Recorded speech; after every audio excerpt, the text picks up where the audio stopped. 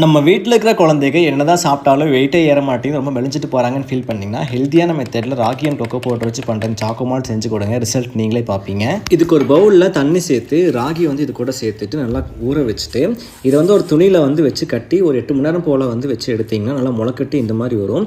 இது அப்படியே வந்து நிழலில் வந்து காய வச்சு எடுத்திங்கன்னா இந்த பக்குவத்தில் இருக்கும். இது அப்படியே பவுடர் பண்ணி எடுத்திங்கன்னா ராகி பவுடர் ரெடி ஆயிரும். இப்போ ஸ்டவ் ஆன் பண்ணிக்கலாம். ஒரு கடாய் வந்து நல்லா சூடானதுக்கப்புறம் இது கூட வந்து பாதாம், முந்திரி, பிஸ்தா இதெல்லாம் வந்து சேர்த்து வாசனை வர வரைக்கும் வறுத்துக்கலாம். கூடவே மக்கானா சேர்த்து வாசனை வர வரைக்கும் வறுத்து எடுத்துக்கலாம்.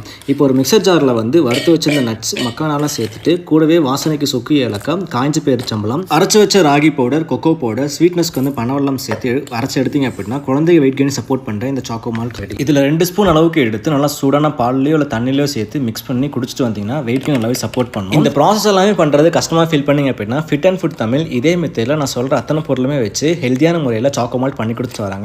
இவங்க WhatsApp and website display mention பண்ணியிருக்கேன். வாங்கணும்னு நினைக்கிறாங்க, செக் பண்ணி